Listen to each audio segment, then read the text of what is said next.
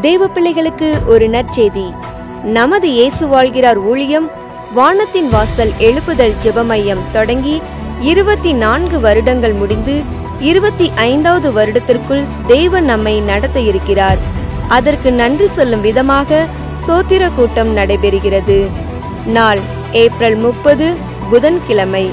நேரம் காலை 9:30 மணி முதல் மதியம் 2:30 மணி வரை. சிறப்பு செய்தி சகோதரர் மோகன் சி லாசரஸ் அவர்கள்.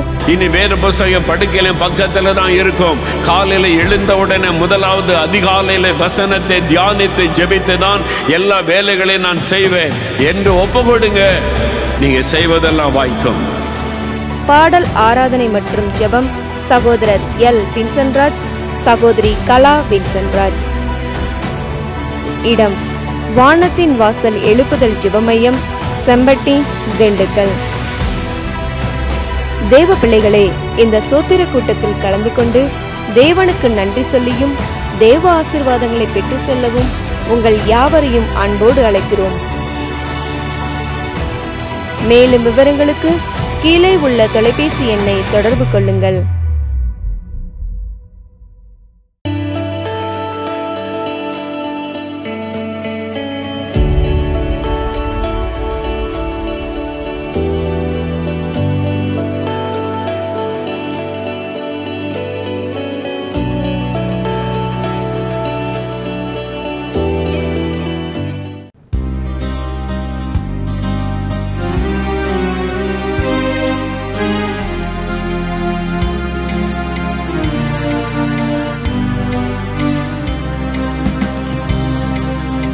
அபிஷேக ஒலிவ மரம் ஆலயத்தில் நடப்பட்டவன், சமூகத்தில் வாழ்கின்றவன், அன்பையே நம்புபவன். நான் அபிஷேக ஒலிவ மரம் ஆலயத்தில் நடப்பட்டவள், சமூகத்தில் வாழ்கிறவள், அன்பையே நம்புபவள். சமூகம்தான் பசியாற்றும் உணவு, பிரசன்னம் தான் தாகம் தீர்க்கும் தண்ணீர், வசனம் தான் பசியாற்றும் உணவு, பிரசன்னம் தான் தாகம் தீர்க்கும் தண்ணீர். நீரே என் வெளிச்சமும் மீட்புமானே, நீரே என் ஜீவனின் பலனானே, நீரே என் வெளிச்சமும் மீட்புமானே, நீரே என் ஜீவனின் பலனானே. நான் அபிஷேக ஒலிவ மரம் ஆலயத்தில் நடப்பட்டவன், சமூகத்தில் வாழ்கின்றவள், அன்பையே நம்புபவள்.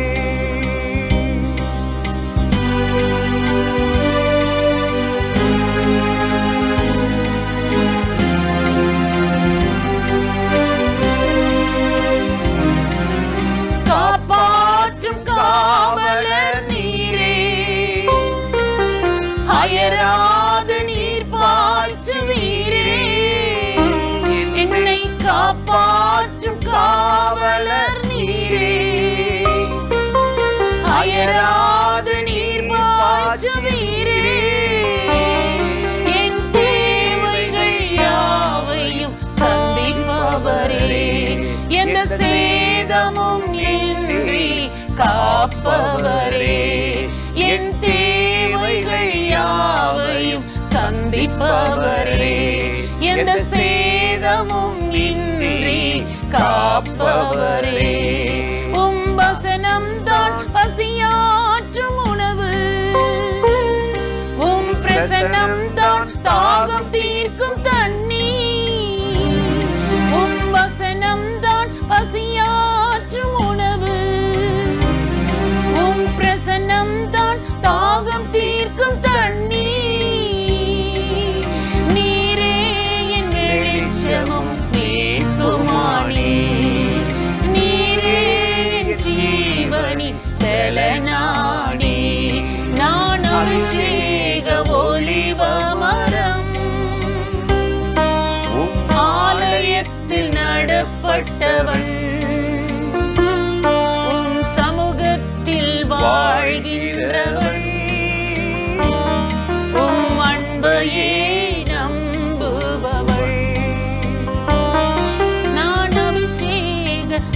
ஒலிவ மரம்.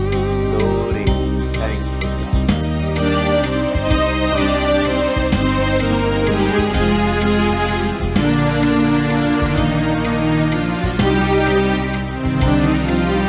பலன் தரும் புகலிடம் நீரே, உம்மில் வேரூன்ற கிருபை செய்தீரே. பலன் தரும் புகலிடம் நீரே, உம்மில் வேரூன்ற கிருபை செய்தீரே. மலர்ந்திடுவே நான் கனி கொடுப்பேன், இந்த உலகமெங்கும் நான் பலன் கொடுப்பேன். மலர்ந்திடுவே நான் கனி கொடுப்பேன், இந்த உலகமெங்கும் உமக்காய் பலன் கொடுப்பேன். அபிஷேக ஒலிவ மரம், உம் ஆலயத்தில் நடப்பட்டவன், உம் சமூகத்தில் வாழ்கின்றவன், உம் அன்பையே நம்புபவன். நானும் அபிஷேக ஒலிவ மரம்,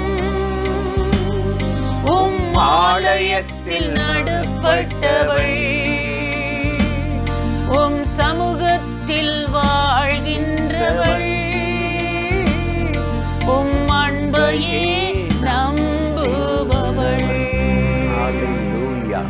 பிரியமானவர்களே, ஆண்டவராகிய இயேசுவின் நாமத்தினாலே இந்த காலை நேரத்தில் இயேசுவை தினம் பார்ப்போம் என்ற இந்த நிகழ்ச்சியின் மூலமாக உங்களை சந்திப்பதில் மிகுந்த மகிழ்ச்சி அடைகிறேன். கர்த்தர் எவ்வளவு நல்லவர்ல, கிருபையும் இரக்கமும் நிறைந்தவர். இந்த நாளிலும் கட்டாயம் உங்களை ஆசீர்வதித்து நடத்துவார். இன்றைக்கும் கூட ஒரு வசனத்தை உங்களுக்கு ஞாபகப்படுத்தி ஜெபிப்பது நல்லது என்று உணர்ந்தேன். அப்போஸ்தலனாகிய பவுல் சொல்லுகிறார், 1 கொரிந்தியர் 2:12 நாங்களோ உலகத்தின் ஆவியை பெறாமல் தேவனால் எங்களுக்கு அருளப்பட்டவைகளை அறியும்படி, தெரிந்து கொள்ளும்படி, கண்டுபிடிக்கும்படி தேவனிடத்திலிருந்து புறப்படுகிற ஆவியை பெற்றிருக்கிறோம்.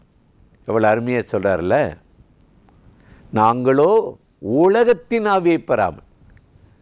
இன்றைக்கி எல்லா ஜனங்களுக்கும் உலகத்தை பற்றி சொல்லிக் கொடுக்க வேண்டியதில்லை. வாய் திறந்த மடை திறந்த வெள்ளம் போல் பேசுவாங்க. அரசியலை பற்றி பேசுவாங்க, சினிமாவை பற்றி பேசுவாங்க, என்ன படித்தா என்ன சம்பாதிக்கலான்னு பேசுவாங்க, எந்த நாட்டில் போனால் நிறைய சம்பளம் வாங்கலாம், அதெல்லாம் சொல்ல வேண்டியதில்லை. எப்படி திருமணம் முடித்தா எப்படி பேக்ரவுண்டு வந்தால் நமக்கு நல்லா இருக்கும், இதெல்லாம் யாரும், இது உலகத்தின் ஆவி. ஆனால் தேவன் நமக்கு உண்டு பண்ணின திட்டங்களையும் முன்குறித்து ஆயத்தம் பண்ணில் காண நம்ம பக்தியால் முடியாது, ஜெபத்தால் முடியாது, ஆவியால் முடியாது. இதுக்குத்தான் சொல்கிறாரு, பலத்தினாலும் அல்ல, பராக்கிரமத்தினாலும் அல்ல, தேவனுடைய ஆவியினால் வரும். உங்கள் சொந்த அறிவை வச்சோ, திறமையை வச்சோ, பக்தியை வச்சோ நம்ம ஆண்டவரை அடைஞ்சிட முடியாது. தேவனால் எங்களுக்கு அருளப்பட்டவைகளை அறியும்படி தேவனிடத்திலிருந்து புறப்படுகிற ஆவியை பெற்றிருக்கிறோம். இன்றைக்கி ஆண்டவரிடத்திலிருந்து புறப்படுகிற ஒரு ஆவியானவர் தான். ஆண்டவர் உங்களுக்கு என்ன மேன்மை, என்ன திட்டம், என்ன வேலை, என்ன ஊழியம், என்ன ஜெபஜெபியம், உங்கள் எதிர்காலம் எல்லாம் அவர் பிளான் பண்ணி வச்சுருக்கிறார். இந்த சித்தத்துக்காக தான் அவர் ஜெபம் பண்ண சொல்கிறாரு. இதுக்குத்தான் பவுல் சொல்கிறாரு, தேவனிடத்திலிருந்து புறப்படுகிற ஆவியை பெற்றிருக்கிறோம். இந்த ஆவி இல்லாட்டினா ஆண்டவர் உண்டு பண்ணதெல்லாம் நம்ம மனசில் தோன்ற கண்ணுக்கு மறைவாயிரும். லூக்கா 24:16 பார்த்தீங்கன்னா, உயிர்த்தெழுந்த இயேசு எம்மாவுசு போன சீடர்களோடு சேர்ந்து நடக்கிறார். அவர் இயேசுதான்னு அந்த சீஷர்களுக்கே தெரியலங்க. 3 வருஷம் அவரோடு உண்டு குடித்து வாழ்ந்தவங்க. கண் மறைக்கப்பட்டிருக்கு, மனதில் தோன்றலை. யாரோ ஒரு ஆள் வர்றாரு, அவரோட பேசிட்டு போகிறோம். இப்படித்தான் இன்றைக்கி தேவன் ஆயத்தம் பண்ணினவைகளை கண்கள் காணவும் இல்லை, காது கேட்கவும் இல்லையா. 2 கொரிந்தியரில் நீங்கள் 4ஆம் அதிகாரம் 4வது வசனத்தில் பார்த்தீங்கன்னா, தேவனுடைய சாயலாய் இருக்கிற இந்த சுவிசேஷம் சிலருக்கு பிரகாசமாக இராதபடி இவ்வுலகத்தின் தேவனானவன் அவர்களுடைய கண்களை குருடாக்கிட்டான், மந்தமாக்கிட்டான். அதனால் அது தோன்றலை. ஆண்டவருடைய திட்டத்தை கண்டுபிடிக்க முடியல, கண்ணுக்கு மறைவாயிடுச்சு. ஆனால் ஆண்டவர் இந்த மறைஞ்சி இவங்க இழந்துடணும், அப்படியே இருக்கட்டும் விடலை. இந்த உலகத்தின் ஆவியை வெளியேற்றிட்டா, பரிசுத்தாவி ஒரு மனுஷனுக்குள்ளே வந்துட்டா, சகல சத்தியத்துக்குள்ளும் பரிபூரணத்துக்குள்ளே நடத்திடுவார். அந்த ஆவியானவர் வந்தால் மேலே வானத்திலும் கீழே பூமி உள்ள ஆசீர்வாதத்தால் நிரப்பி நடத்திடுவாராம். அதுக்குத்தான் அவர் நம்மளை பார்த்து சொல்லி ஜெபம் பண்ண சொன்னார். அதனால தான் அப்போஸ்தலனாகிய பவுல் சொல்கிறார், நாங்களோ உலகத்தின் ஆவியை பெறாமல் தேவனால் எங்களுக்கு அருளப்பட்டவைகளை அறியும்படிக்கு தேவனிடத்திலிருந்து புறப்படுகிற ஆவியை பெற்றிருக்கிறோம் என்று சொன்னார். இந்த காலை நேரத்தில் இன்றைக்கு இந்த நிகழ்ச்சியில் இணைந்து இந்த வார்த்தைகளை கேட்டுக்கொண்டிருக்கிற எனக்கு அருமையான சகோதர சகோதரிகளே, இன்னைக்கு நீங்கள் யாரால் நடத்தப்படுறீங்க? எந்த காரியத்தில் நீங்கள் தேவனால் ஆசீர்வதிக்கப்படுறீங்களா, அவரால் நடத்தப்படுறீங்களா, இல்லை உங்கள் சுய பலத்தினால உங்கள் திறமையினால் வண்டியை ஓட்டுறீங்களா, குடும்பத்தை நடத்துகிறீங்களா? ஆண்டவர் சொல்கிறாரு, தேவனால் உங்களுக்கு உண்டு பண்ணின முன்குறிக்கப்பட்டவர்களை அறியும்படி தேவனிடத்திலிருந்து இன்றைக்கி ஒரு ஆவி உங்கள் மேலே இறங்க போகுது. அந்த ஆவியானவர் இன்றைக்கி உங்கள் மேலே வந்துட்டார்னா நிறை உண்மையை நோக்கி சகல சத்தியத்தில் நடத்தி, இது இல்லை அது இல்லை, இது இப்படி முன்னாடி இப்படி செஞ்சுருக்கலாம் அப்படி செஞ்சுருக்கலான்னு நீங்கள் நினைக்காதபடி உங்களை நேர்த்தியாய் சரியாய் உங்களை நடத்தி உங்களை வெட்கப்படாமல் ஆசீர்வாதத்தின் பாதையில் நடத்துவார். அதற்குத்தான் இந்த ஆவியை கொடுக்கிறார். தேவனால் எங்களுக்கு அருளப்பட்டவைகளை அறியும்படி ஆண்டவர் தேவனிடத்திலிருந்து புறப்படுகிற ஆவியை இன்றைக்கு இந்த நிகழ்ச்சியில் இணைந்திருக்கிற உங்களுக்கும் உங்கள் குடும்பத்துக்கும் கொடுத்து நீங்கள் எல்லாவற்றிலும் முன்னேறவும் வளரவும் வாழவும் இந்த நாளில் உங்களுக்கு அனுக்கிரகம் செய்வார்.